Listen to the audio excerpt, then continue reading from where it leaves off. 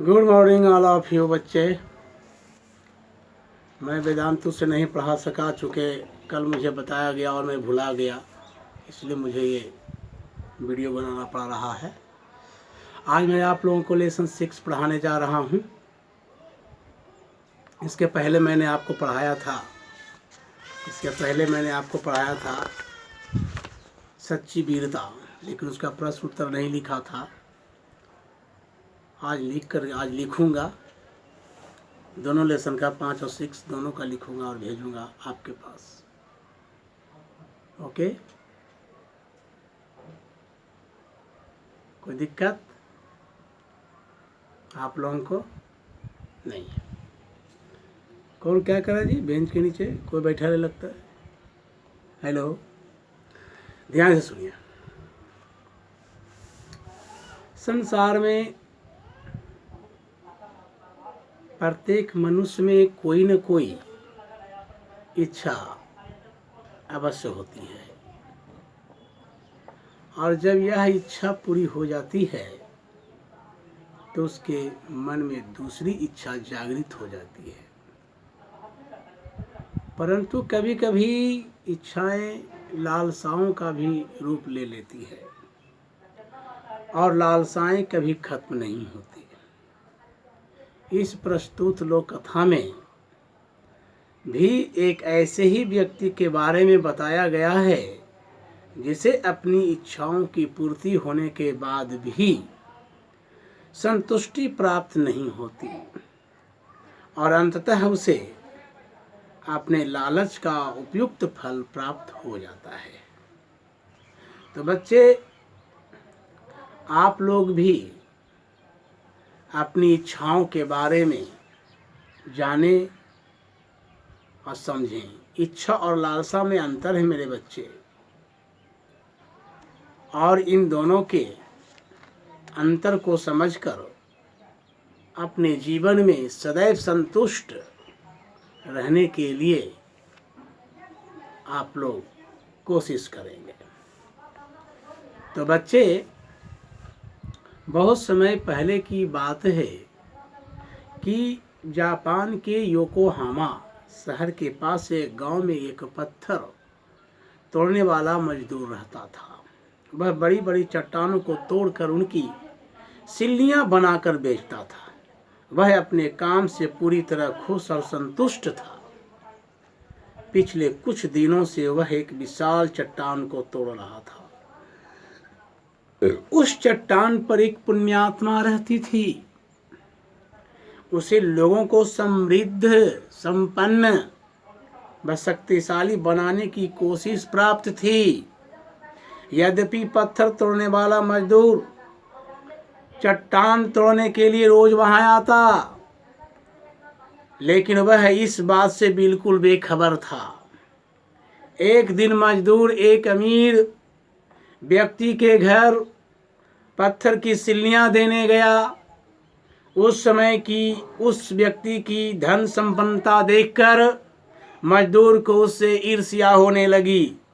उसने सोचा, मेरा भी कोई जीवन है, पूरे दिन चट्टान तोड़ो और तब जाकर 2 पैसे कमाओ। असली जीवन तो इस व्यक्ति का है। क्या ठाट क्या बाट है इसके, कितनी भव्यता से जीता है यह। अगले दिन जब वह मजदूर चट्टान तोड़ने गया, तब भी वह उसी अमीर व्यक्ति के बारे में सोच रहा था। काम करते करते अचानक उसके मन में विचार आया, काश मैं भी अमीर हो जाता और आराम से सुख सुविधायुक्त जीवन बीताता। मजदूर के मन का विचार जानकर चट्टान पर रहने वाली पुण्यात्मा बोली, अवश्य जाओ, तुम्हारी यह इच्छा पूर्ण हुई।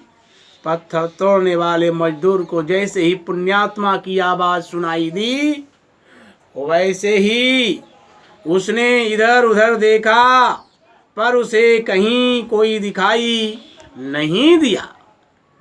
वह इसे अपना भ्रम मानकर अपने काम में लग गया। शाम को जब वह अपने घर पहुंचा तो यह देखकर उसके आश्चर्य का ठिकाना न रहा और उसकी झोपड़ी की जगह पर एक आलीशान बिल्डिंग बन गया। तो यह देखकर उसके आश्चर्य का ठिकाना न रहा। उसकी झोपड़ी सुख सुविधा, झोपड़ी की जगह पर एक आलीशान घर बना हुआ था।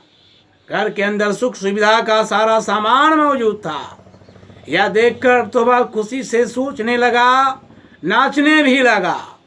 उस दिन के बाद से वह एक आरामदायक जीवन जीने लगा। एक दिन वह मजदूर अपने घर की खिड़की से बाहर देख रहा था, तभी उसने वहां से एक राजकुमार को गुजरते हुए देखा। राजकुमार शान से एक भव्य रथ पर बैठा हुआ था और उसके साथ साथ कई दास दासियां उसकी आवश्यकता का सामान लेकर चल रहे थे।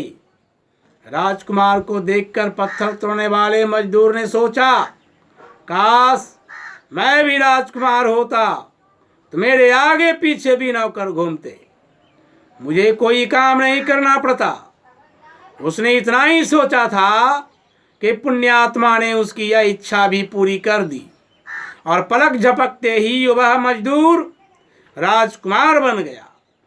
उसके घर की जगह एक भव्य महल ने ले ली और जगह सेवक सेविकाएं खिदमत में, इज्जत में, सम्मान में उसके आगे पीछे दौड़ने लगे।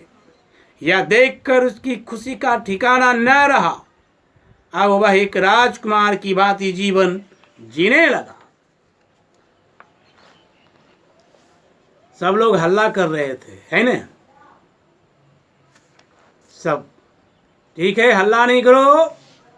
एक दिन वह अपने रथ पर सवार होकर कहीं जा रहा था। मार्ग में चलते चलते उस पर सूरज की किरणें पड़ने लगी और वह गर्मी से बेचैन होने लगा। वह रथ से उतरा और एक पेड़ की छाया में बैठ गया। उसने सोचा, सूरज मुझसे अधिक शक्तिशाली है, यह किसी को भी विचलित कर सकता है, इससे कोई भी घबरा सकता है। यदि मैं सूरज होता तो, अब लोग उसके मन में एक लालसा आई।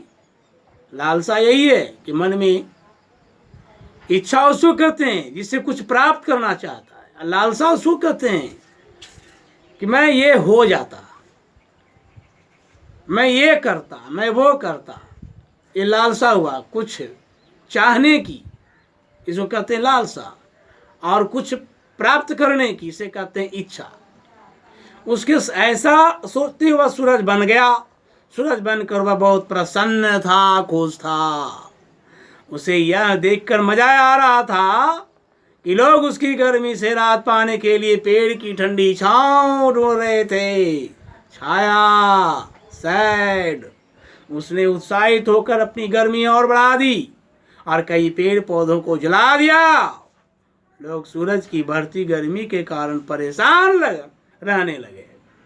एक दिन सूरज को बादलों ने घेर लिया और सूरज की किरणें पृथ्वी तक नहीं पहुंच सकी। यह देखकर वह परेशान हो गया। फिर उसके मन में एक लालसा आई, तो मुझसे भी ताकतवर यह बादल है। उसको लगा, यदि मैं बादल होता तो मैं, अब वो बादल हो गया, बादल बन गया। लोगों को अपनी शक्ति का आभास कराने के लिए उसने भारी वर्षा शुरू कर दी। वर्षा के कारण कहीं बाढ़ आ गई तो कहीं लोगों के घर पानी के तालाब बन गए। पेड़ टूटकर गिरने लगे। पक्षी अपना आश्रय सहारा ढूंढने लगे।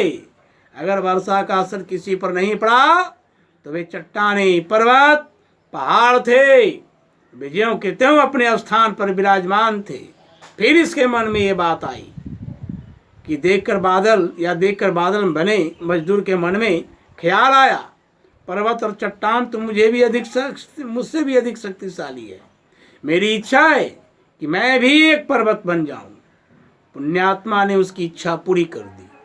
पुण्यात्मा यह बात बड़ी बात ही समझती थी कि एक मानवीय इच्छाओं का कभी अंत नहीं होता, तो फिर भला पत्थर काटने वाले की इच्छाएं कैसे तृप्त हो सकती है।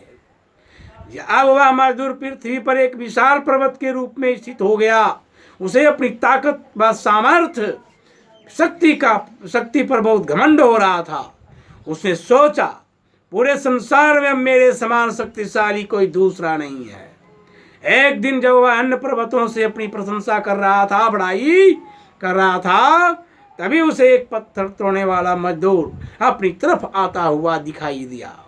वह मजदूर चट्टान पर चढ़ गया और अपने हथौड़े से उस पर यथाशक्ति प्रहार करने लगा, चोट करने लगा। अब तो पर्वत डर के मारे थर थर कांपने लगा। उसे लगा कि अब उसका जीवन खतरे में है। उसने कांपते हुए स्वर में कहा, हे भगवान, मुझे पुनः पत्थर तोड़ने वाला ही बना दो। अगले पल में वह पर्वत एक पत्थर तोड़ने वाला मजदूर के रूप में परिवर्तित हो गया। तो अपने वास्तविक रूप में, असली रूप में आने पर उसे अपनी बेवकूफ़ी पर बहुत पछतावा हुआ। उसने दोबारा अमीर व्यक्ति और राजकुमार बनने की इच्छा प्रकट की, परंतु इस बार पुण्यात्मा ने उसकी कोई मदद नहीं की। वह फिर से पहले की तरह ही पत्थर काट कर उनकी सिल्लियां बनाकर बेचने लगा। उसके लालच ने एक बार फिर उसे वहीं लापटका जहां से उसका भाग्य चमका था, पर अपनी अनगिनत लालसाओं के कारण वह उन सुखों को न भोग सका। तो बच्चे, आपको एक कहानी समझ में आ गई होगी। इस कहानी से शिक्षा मिलता है, कार्य का सम्मान करो, संतुष्टि का भावना रखो, और लालच का फल बड़ा ही बुरा होता है, लालच बुरी बला। इसलिए ये कहानी आपको समाप्त हुआ। अब मैं इसका फोटोकॉपी भेजूंगा और आप लोग इसे पढ़ेंगे, समझेंगे और समझ न आने पर पूछेंगे। धन्यवाद।